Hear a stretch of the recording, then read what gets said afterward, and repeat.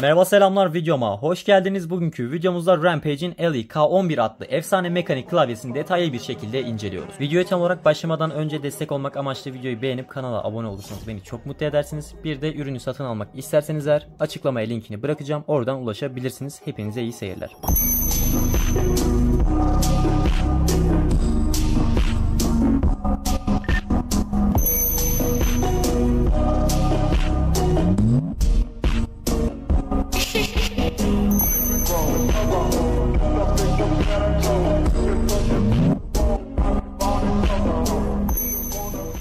Rampage Ellie K11'i şu anda internette 1000 ila 1100 lira arasında rahatlıkla bulabiliyorsunuz. İki tane renk seçeneği var. Bir tanesi beyaz, bir tanesi siyah. İki tane de switch seçeneği var. Blue switch ve red switch olmak üzere. Bugün bizim inceleyeceğimiz model beyaz renk ve red switch olan model. Rampage'in K11 isimli mini mekanik klavyesini aldığınız zaman sizleri tasarım ve ergonomi konusunda nasıl karşılıyor? Şimdi bunlardan bahsedelim. Her videomda yaptığım gibi ürünün kablosundan başlayalım. Standart bir Type-A kablosuyla beraber geliyor. Kablomuz da tamamıyla beyaz bir renkle donatılmış. Örgü bir kablo değil, standart plastik bir kabloyla beraber geliyor. 1,5 metre bir uzunluğa sahip ve tak çalışır şekilde klavyeyi kullanabiliyorsunuz. Herhangi bir yazılıma ihtiyaç duymuyor. Bilgisayara taktığınız anda aktif bir şekilde kullanabiliyorsunuz. K11 %60 mini boyutlu mekanik klavye olarak geçiyor. Üzerinde toplam tuş sayısı 62 olarak belirtilmiş. 62 tuş olmasının sebebi üzerinde F tuşları olsun, numpad tuşları olsun, ok tuşları olsun bulunmuyor. Bunların fonksiyonları tuşlar üzerine atanmış.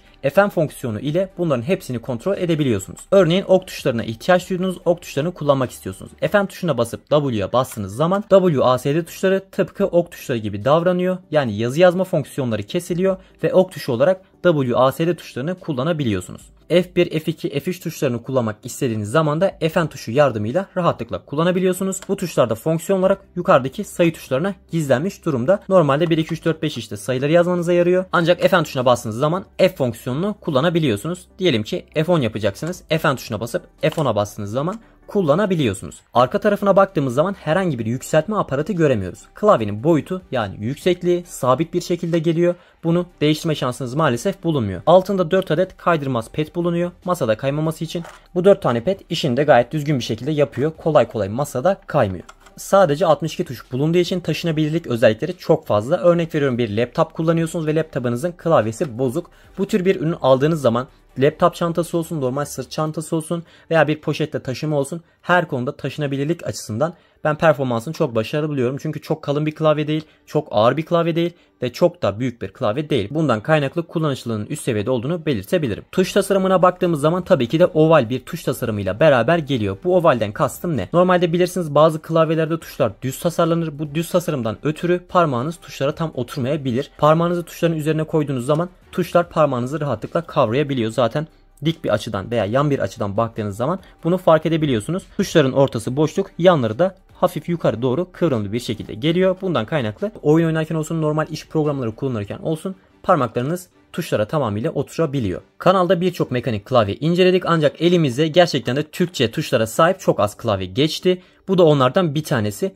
Normalde mekanik klavyeler genelde Türkçe olarak bulunması biraz zor oluyor. İnternete de girdiğiniz zaman en iyi mekanik klavyeler, en güzel mekanik klavyeler genelde İngilizce oluyor. Yani I, Ş, Ü, R tuşları üzerinde bulunmuyor. Ancak bu klavyeyi aldığınız zaman Türkçe alfabeyle beraber geliyor. Üzerinde Ö, Ç, İ, Ş, R, Ü gibi bütün tuşlar yer alıyor. Tabii ki bir de bilek desteğinden bahsetmezsek olmaz. Çok güzel bir bilek desteğiyle beraber geliyor. Üzerinde bir Rampage logosu ve yazısı bulunuyor. Malzemesi çok yumuşak. Ele verdiği hissiyat çok kaliteli. Bileğinizi koyduğunuz zaman özellikle yumuşaklığından kaynaklı bileğinizin gerçekten çok rahat hissettiğini söyleyebilirim. Sadece deri olmasından kaynaklı yazın belli bir miktar avuç içinizde veya hani bu kısımlarda terletme yapabilir. Bunu da belirteyim. Yine bunun da arkasında toplamda 6 adet kaydırmaz ped bulunuyor ki klavyeye oturttuğunuz zaman kayma yapmasın, ayrılma yapmasın. Ancak bununla ilgili bir eleştirim olacak. Keşke bilek desteğinin üst kısmına bir mıknatıs sistemi yapılsaydı. Bilek desteği sanki sonradan buraya eklenmiş, bu ürüne ait değilmiş gibi gözükebiliyor. Çünkü buraya oturmuyor. Bilgisayar kullanırken bunu buraya oturtmak istediğiniz zaman maalesef bazen böyle sağa sola kayabiliyor. Ve şunu da belirteyim, altında her ne kadar 6 adet kaydırmaz ped bulunsa da hafif olduğu için masada rahat oynuyor. Ancak klavyede 4 tane bulunuyor. Masada oynatmak istediğiniz zaman oynatamıyorsunuz. Mıknatıslı bir bilek desteği sistemi yapılsaydı çok daha ergonomik, çok daha başarılı olur diye düşünüyorum. Bu arada bazı oyuncu klavyelerinde bilek desteği pek işe yaramaz. Genelde hep avuç içinize denk gelir. Bunda öyle bir durum yok. Kollarım her ne kadar dik olsa da, masa biraz aşağıda olduğu için kollarım dik bir açıda olsa da siz de görüyorsunuz, yazı yazmak istediğim zaman tamamıyla bileğimi destekleyebiliyor. Yani boşa düşmüyor. Göstermelik olarak konulmuş bir bilek desteği değil. Gerçekten de işinizi fazlasıyla görebiliyor. Switch'lerden bahsetmek istiyorum. Herhangi bir tuşunu çıkaralım. Outemu Red Switch ile beraber geliyor. Ben zaten Outemu Switch bütün mekanik klavyeleri beğeniyorum. Gerek Blue Switch olsun, gerek Red Switch olsun veya herhangi bir farklı bir switch olsun. Outemu switchler gerçekten çok uzun ömürlü switchler oluyor. Şu anda elimde 4 yıllık bir mekanik klavye bulunuyor. James Tankey'in ve Outemu switchli. Hiçbir tuşunda en ufak bir bozulma, herhangi bir sıkıntı şu zamana kadar rastlamadım. Hala 4 yıldır aktif olarak kullanıyorum. Siz artık düşünün ne kadar uzun ömürlü olduğunu. Outemu switch kullanılması beni burada mutlu etti. Elimdeki model Red Switch olduğu için Blue Switch'e oranla çok daha sessiz çalışıyor. Red Switch'in avantajlarından bir tanesi tuşların yumuşaklığı, sessizliği. Bunlar gayet güzel hissettiren detaylar. Tabii ki bazıları sesli tuş seviyor olabilir, bazıları sessiz seviyor olabilir. Ben şahsen Red Switch daha fazla beğeniyorum çünkü Blue Switch çok fazla ses çıkarıyor. Özellikle gece kullanımında oyun oynuyorsanız sürekli ailenizdeki üyeleri rahatsız edebiliyor. Tuşların basma hissiyatı ve tuşların geri tepkime hızı gayet yeterli. Yani bastığınızı çektiğiniz anında tuşu atabiliyor. Ses olarak tatmin ediyor. Tabii ki Red Switch olduğu için bir de yumuşaklığı var. Gerçekten tuşlar çok yumuşak. Genelde Blue Switch klavyelerde yay sesi duyulabilir. Tuşa bastığınızda ufaktan böyle tını bir şekilde yay sesi duyulur. Özellikle Outemu switchlerde bu olabilecek bir olaydır. Ancak Red Switch olduğu için bunda herhangi bir yay sesi gelmiyor. Sadece tuşun kendi sesini duyuyorsunuz. Harici hiçbir rahatsız edici ses sizlere sunmuyor. Hemen bir ses testi yapalım. Bakalım nasıl bir ses performansı bizlere sunuyor.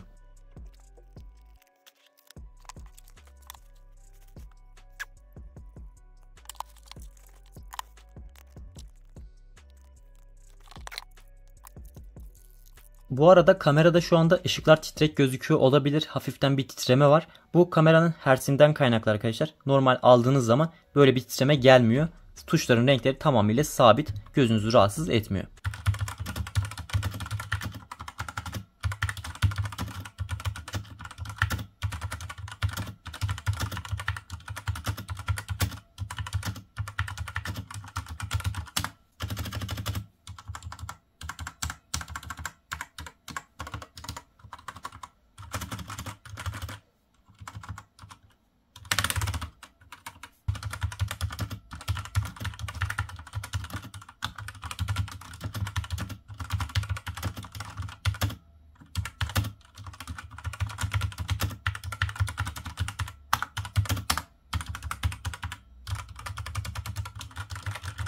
Özellikle bilgisayar başında çok fazla duruyorsanız veya çok fazla uzun süreler oyun oynuyorsanız tuşların yumuşaklığı sizi çok fazla memnun ediyor. Kullanış olarak gerçekten çok güzel hissettiriyor. Hani parmağınızı yormuyor. Çok sert bir tuş yapısı olmadığı için, nispeten yumuşak bir yapıyla beraber geldiği için tuşlara basarken zorlanmıyorsunuz. Bu da uzun süreli kullanımda sizi rahatsız etmiyor. Bu da oyun oynarken bazen yanlışlıkla böyle fark etmeden tuşlara basabiliyorsunuz. Özellikle Blue Switch bir klavyeden geçecekseniz mutlaka bu hataya düşebiliyorsunuz.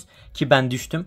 Normal Blue Switch bir klavye kullanıyordum ve buna geçince böyle bazen hani oyun oynarken kontrol tuşuna falan elim bazen basılı kalıyor, fark etmiyorum. Tuşların yumuşaklığını ancak bu şekilde özetleyebilirim. Bazen böyle dalgınlığa gelebiliyor. 1-2 gün kullandıktan sonra alışıyorsunuz. Artık RGB ışıklarımıza gelebiliriz. Kullanma kılavuzunda yazdığına göre toplamda 11 adet mod bulunuyor. Hemen modlarını beraber inceleyelim. İlk modumuz bu. Tuşların hepsi sabit bir renkte yanıyor ve tuşlara bastığınız zaman ışıkları sönüyor geçici süreyle.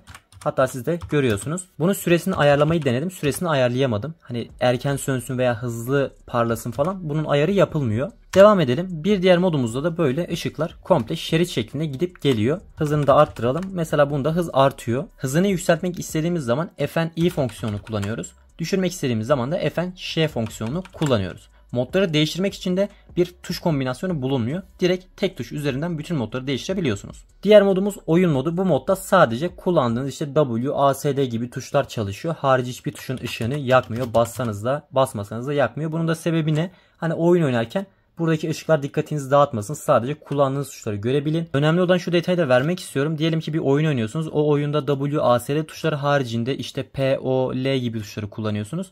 Ve bu modu kendinize göre özelleştirmek istiyorsunuz. Maalesef bir özelleştirme fonksiyonu yer almıyor.